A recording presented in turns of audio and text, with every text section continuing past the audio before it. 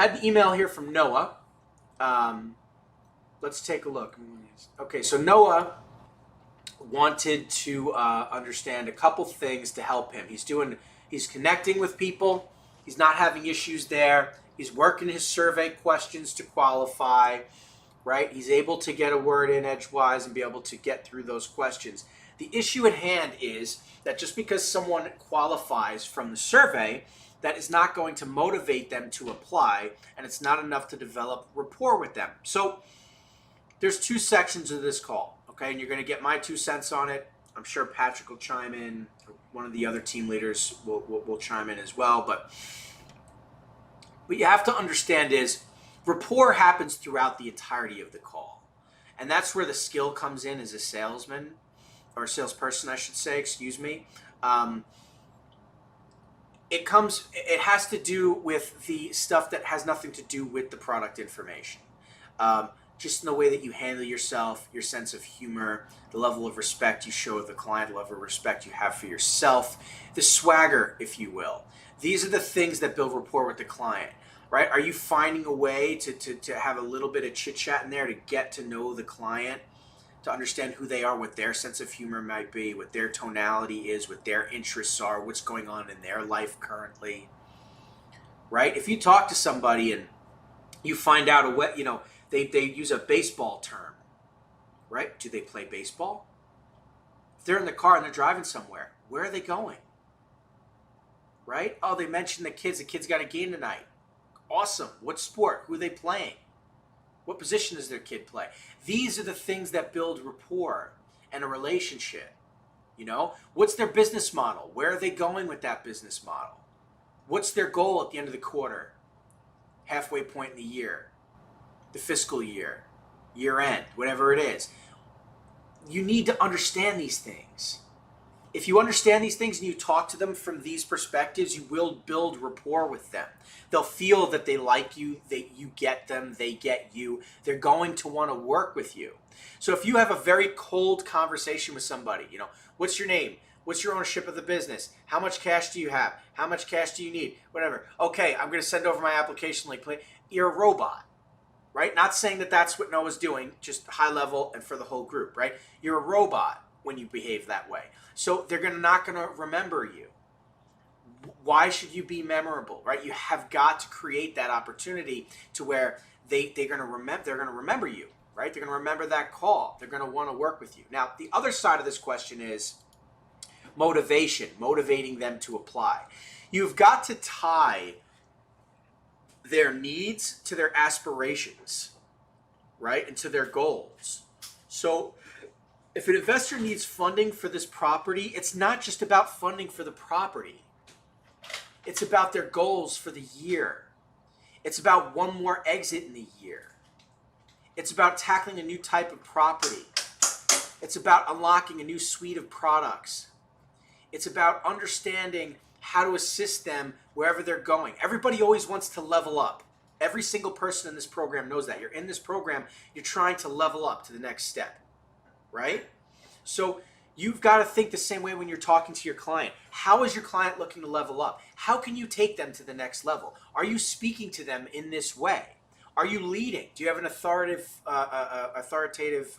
tone to the way you're speaking to them?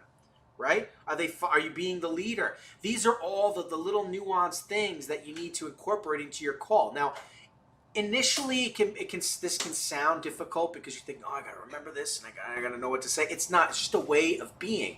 That's part of why I monologue on these calls, so you can just get comfortable with that way of being to kind of hear what it sounds like. And that's just my style, right? Patrick's different, Gavin's different, Christopher's different, Sebastian's different, David's different. We all have our styles, right? But there's a certain way of being, and you've got to adopt that and find what works for you. Not everybody's like me. Not everybody's like Gavin, right?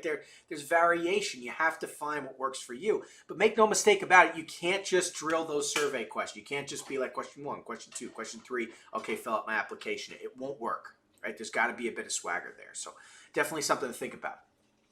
In addition to that, right, Noah says, I have to figure out a way to uncover their objections as to why they will or won't apply. Now, this comes down to stopping and getting feedback from the client, right? You've got to ask the client, does that make sense? Are you with me so far? Does that answer your question? Did you have any other questions in this area around this topic before you move on? Right? If they're silent, find out why. Heck, call them out. You seem pretty quiet over there. Does this make sense for you? Am I understanding your needs correctly here? Do you actually have a property? Do you need funding? Are you just eyeing a property? You need to figure out what's real and what's not. Because if you're talking to Joe Schmo who wants funding for a property and they haven't even bid yet, they don't know if they're gonna may or may not do it, but they're on vacation with the family and they're going to tackle this when they get back. Just I'll shoot you an email. Let me know when you have time, when you're interested, when you're serious. Next. Right? But if you haven't uncovered and identified whether or not that person is real, you may be thinking that's a real prospect when in fact it's not a real prospect at all. Do you have cash in the bank now? Do you have experience? Do you have a property lined up and ready to go? When are you looking to exit? Do you have a crew ready for the rehab? Like, are you ready to go? Have you done this before? Let's go. That's what you need to figure out. You can't be shy. You guys would be surprised. Me on my sales calls, I can be very blunt, even nasty at times. You have to be to get through, to sift through the mud to find the gold. You have to be. It can't always be sunshine and rainbows and smiles. You're going to have a lot of time wasters when you deal with that. Right? You've got to cut through. So very important. And then here, Noah goes on to say, it's very common that people have told me they would apply in order to get off the phone, and I haven't been able to get a hold of them again. Noah, you got to take some responsibility here. You're not alone in this. A lot of new loan brokers make this mistake. A lot of salespeople in general make this mistake. The problem begins with you. There's something wrong in your process if this keeps happening to you. So listen to what I said. I have it. It's recorded, right? So you can go back and you can listen to it again. Identify these issues with your process. You should have figured out that this was a time-wasting person, right? Or you didn't do enough rapport development. You didn't tie their needs to their aspirations, to their goals. You didn't cut through the BS to figure out whether or not this was real or not. Somewhere in there, and that's why you're dealing with that. Now, this will still happen. But it'll happen far less often. Noah, does that make sense? Yeah, a lot of that makes sense. I think the main thing that I've been running into is that just because someone says they have a property, that doesn't necessarily mean that they're serious about actually going for it. It's kind of like with as a loan broker, like, are you serious about taking action? And I'm starting to realize it's the same thing for a lot of these investors. Mm-hmm. So have you asked them that question outright? Have you challenged them? Yeah. I've asked a couple times now that I've wised up, but I need to start doing more about that. And then I'm going to go back and rewatch this call because it's been pretty helpful. Noah, you're a young, hungry guy. You got to be intense, man. You got to be in their face. Are you serious about this opportunity, Mr. Client, Mrs. Client, right? When are you looking to exit? How much money do you need? I want to help you get this done. Let's forget about your needs right now. What are your goals in the year? Right? You need to be intense. You need to be hungry. If they're not matching that intensity, you can figure out very quick if someone's real or not, right? So level up and have them raise their level to meet you. And if they're not meeting you, man, they're not interested. Get to the next one. Go find that person that feeds off of your energy, that's investing in energy and sweat equity themselves. That's a winner, okay? Leadership team. Anybody want to? Yeah. If I may chime in, Noah. A couple real quick things here. You say the issue at hand is because someone qualifies from the survey. They're not going to motivate them to apply. Well, here's the thing: you're not going to know that they're qualified if you haven't gone through the qualifying questions. And secondly, you're not going to get to the qualifying questions if you don't have a serious client on the phone. I mean, come on, who's going to sit there and answer a bunch of questions for you? But as Ryan, to Ryan's point, you've got to clear the air up front and find out if they are serious about finding a solution for their problem. If they've got a problem and you've got a solution, there's no reason why they shouldn't move forward with you. Secondly, if you're getting people to say, yeah, I'm going to apply, and then they're ghosting you. Ghosting happens a lot in this business, and here's the main reason why. It's because you haven't sold them on the fact that you're the guy they should be doing business with. Pure and simple. If they ghost you, they don't have confidence that you're the right guy to do business with. So you've got to figure out how to rise above the noise and how to come across different from the other 4 or 5 brokers they've already spoken to before speaking to you. Because I got news for you. You are one of 4 or 5 brokers that they had a conversation with that day. So you've got to come across as being serious, right? And you first find out if they're serious. Say, look, Noah, I've got huge respect for time, mine and yours. Let's cut through the chase here. If I've got a solution for you, are you in a position to move forward or not? Yes or no. It's that simple. If not, hey, no problem. I respect that. Let's reconnect in about another month or so when things change or what have you, and cut the call. Don't waste your time. Move on to the next one. That so itself hopefully might hook them right there. What Patrick said. Absolutely. Wow, he's willing to walk away. Yeah, absolutely. Look, your time is too precious, dude. And Dave, they think, they being the customers, here's what they think about business loan brokers. You're a dime a dozen. You're all over the place. You're all over the internet. Okay, I can find one. Just blind. A blind squirrel finds a nut. They say, right? So you got to come across as with something different. You got to sound different. You got to rise above that noise. I can't think of any other way to say it. And be blunt and with them. Up. I don't mean to be rude, right? But just be strict and to the point. Listen, especially in the real estate world. Time is the most respected commodity available. And you come across as a guy that, look, I'm not here to waste your time or mine. Let's cut to the chase. You got a property you want to get funded. I've got sources. If you're serious, let's put our heads together and see what we can come up with. If not, and I respect that. Let me move on to the next person that is. We can reconnect at a later time. Absolutely. Hopefully that helps.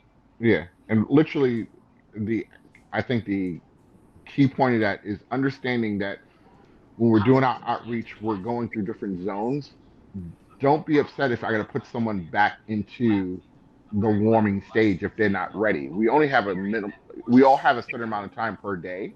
And if a person's not on your wavelength, then it's okay to put them back in the stable and then move on to somebody who's on your wavelength at that time, and just be tenacious and follow up. I can tell you multiple deals that have come on the table where they weren't ready at the time, or whatever reason they blew me off, but because I kept on reaching out, checking in on them from time to time, showing them that I'd be willing to take those extra steps, that I'm above the crowd, because look, I'm following up, I'm keeping tabs on you, that eventually in time I'm getting the deal. What you just highlighted was someone who's potentially could be a business partner for you today or in the future.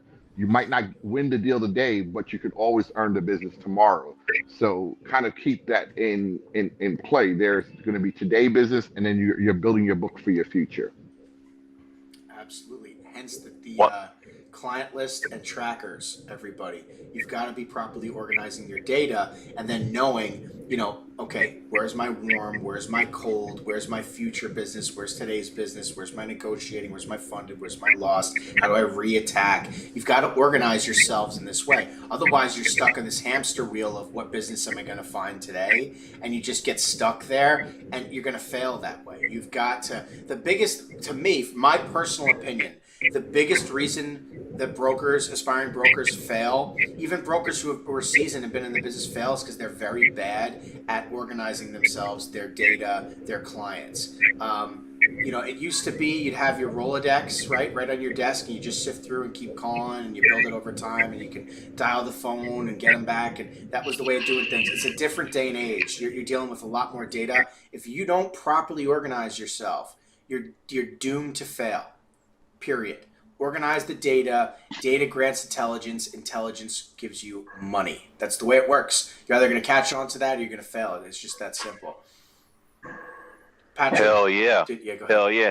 On that last note, too, that Ryan just highlighted and bolded up there, you don't want to promise terms that you're unable to provide. Absolutely you don't, because if you do, you're just one of the other 4 or 5 brokers they just spoke to or are going to talk to. If someone is hounding you for rate, terms, whatever, fees, and they haven't gone through the process, the qualifying process, And part of that being, are they seriously, interested in moving forward? You can't give them anything. And the response to that, Noah, is, and you're going to sound so different from all the other ones. This response in and of itself should win their confidence. And you come back to them and say, listen, Noah, as much as I'd like to give you specifics here on terms and rates and so on and so forth, all I can give you right now is a general. We've got some very competitive rates. But listen, unless we take a close look at this, I can't, give you a specific rate. And let me ask you a question. Would you rather spend time researching, accurate information I'm able to give you, or should I just, shoot from the hip and guess at numbers? I'm guessing you don't want guesstimates. You want real accurate numbers that you can, make a solid decision on. Am I right?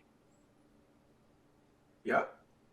Okay. So, having an understanding of where, of their business, you understand their business, you understand their time, you understand they don't have time to dick around with someone that's just going to throw general, well, I can get you anywhere from 3 to 8%. And, we could do this for anywhere from 1 to 100 months, or no, you know what? Give me some information and I'll come back to you with an accurate picture so that you can, make a better decision as to whether or not you need to move forward on this deal or not. Absolutely.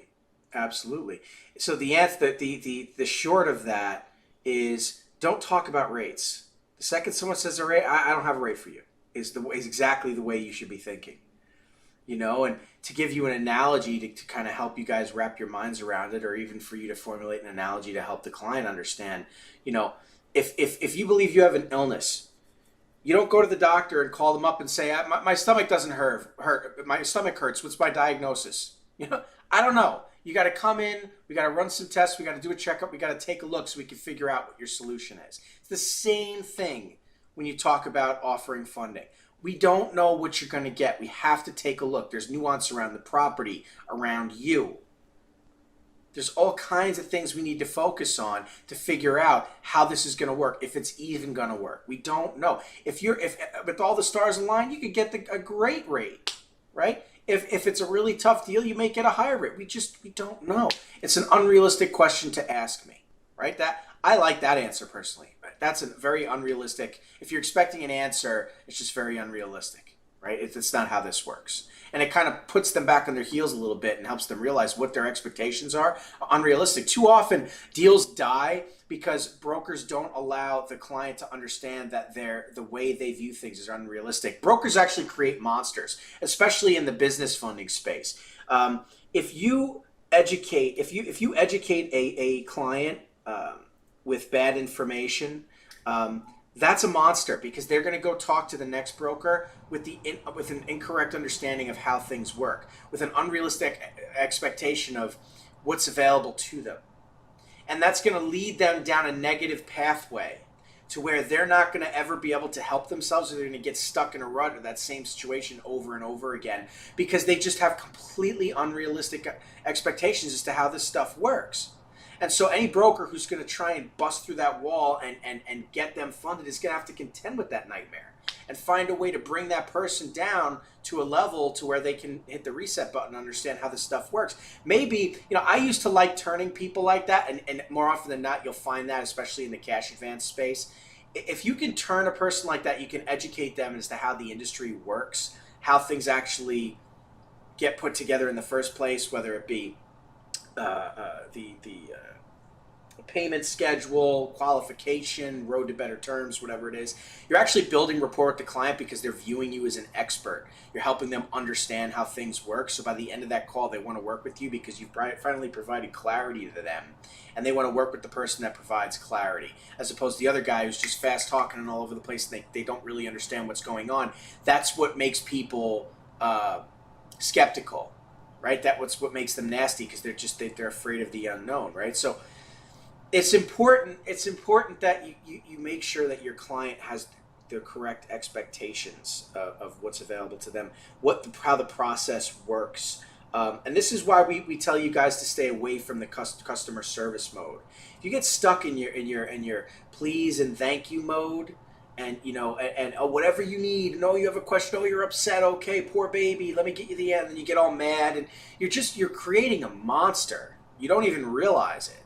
You're creating them, but that client is turning into an absolute monster. They're like, oh, all I have to do is kick and scream and roll around on the floor, and I'm going to get attention. Great, I'm just going to do this all the time now. And you think you're doing a good job by rocking your customer service hat and helping the client with their every whim and woe. It's the wrong way to go about it. Think differently, people. Think differently. David, Hey, Christopher, yeah. I was going to say to Noah's point, to really feel them out, see if they're serious, start filling out the application form. Mm-hmm. And just, hey, I'm going to ask you a few questions. This is basically our application process. I've noticed that when I've done it, it kind of puts the fear of God into them and helps them realize, oh, yeah, no, you're actually going to go through and do this. And that, at least from my experience, I start filling out the application for them. If they're serious, they'll keep going. If they're not, they'll stop you. And that can determine whether or not your phone call is going to go good or bad right there. Absolutely, and help them. Listen, if the client doesn't want to fill out the application, maybe they're just busy. I don't want to deal with this. I got other stuff to worry about. No worries, I'm already filling out the application for you. I have a couple more questions. This thing will be filled out. All you need to do is send over a few months' bank statements. If you want to just hang on to them, honestly, I could just spit out a quick quote. Okay, let's just give me the bits of information I need. We'll talk turkey. If you like the numbers, we can move forward. Now you're talking. Right, they want to work with you, but if you kind of put that barrier of dock trade in front of them, they may not overcome that hurdle because they just don't want to spend time on it. So, remove that obstacle for yourself. You know what I mean, Noah? Thank you. You got it, brother.